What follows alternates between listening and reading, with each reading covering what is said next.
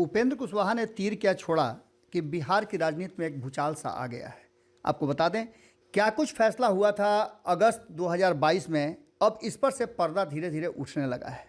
आपको बता दें कि जिस तरह से महागठबंधन में आकर नीतीश कुमार ने मुख्यमंत्री का पद संभाला था और उसके बाद ये चर्चा हो गई थी कि तेजस्वी यादव के लिए रास्ते खुल गए हैं और आने वाले समय में तेजस्वी यादव को कुर्सी सौंपकर नीतीश कुमार आगे भी अपनी रणनीति और राजनीति करेंगे। लेकिन बीच में ही नीतीश कुमार ने इशारा कर दिया कि 2025 तक तो वो मुख्यमंत्री की कुर्सी पर निश्चित रूप से हैं।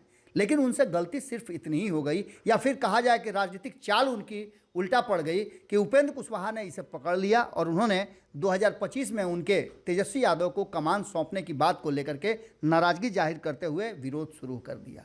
लेकिन अब जबकि उपेंद्र कुशवाहा टीम से बाहर हैं और उपेंद्र कुशवाहा ने अपनी बात रखते हुए जिस तरह से झटका दिया था, अब वो साफ नजर आने लगा और ऐसा लगता है कि गेम पूरी तरह से पैक हो गया है।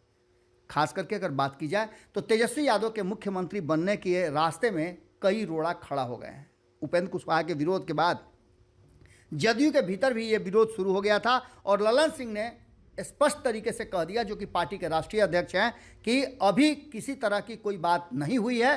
पहले 2024 की लड़ाई लड़ी जाए और उसके बाद 2025 अभी बहुत दूर है। उन्होंने ये तो स्पष्ट नहीं किया, लेकिन नीतीश कुमार ने पार्टी के विलय वाली बात पर अपना मत दिया था कि ऐसा कोई बात नहीं है। लेकिन नीतीश कुमार के सबसे करीबी कहे जाने वाले केसी त्यागी, जिनको लेकर के कई तरह की चर्चाएं की जा रही थी और केसी त्यागी को दिल्ली का कमान सौंपा हुआ था कि वो नीतीश कुमार को राष्ट्रीय राजनीति में स्थापित करने के लिए अपनी तैयारी शुरू कर दें। उन्होंने तैयारी शुरू भी कर दी थी और कई ऐसी बैठकें हैं, कई राष्ट्रीय दल हैं, कई क्षेत्रीय दल हैं जिनके साथ उनकी बातचीत शुरू हो चुकी थी और उस बातचीत के दौरान उन्होंने नीतीश कुमार को भी कई लोगों से मिलवाया था। लेकिन अब केसी त्यागी भी ये बात समझ चुके हैं कि आगे की रणनीति और राजनीति क्या होगा।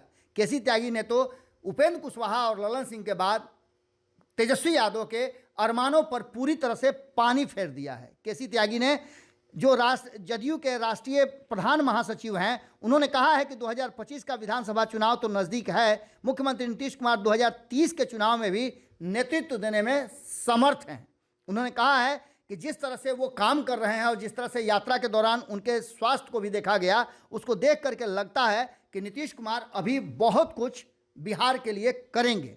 इन सारी बातों को रखते हुए त्यागी ने कहा कि उपेंद्र कुशवाहा के रहने या जदयू में जाने से कोई अंतर नहीं पड़ता है, क्योंकि उनके नहीं रहने पर भी हमने 118 सीटें हासिल की थी।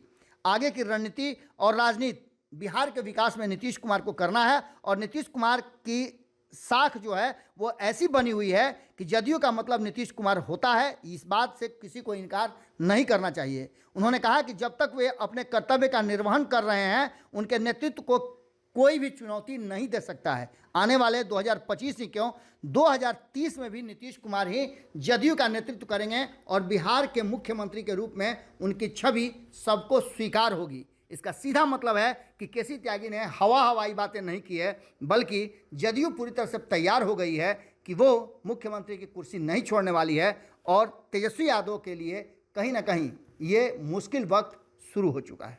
अगर ये वीडियो पसंद आई और वह बिहार के राजनीति और बिहारियत से सरोकार रखेनी तो सब्सक्राइब बटन दबा के चैनल के सब्सक्राइब कर ली।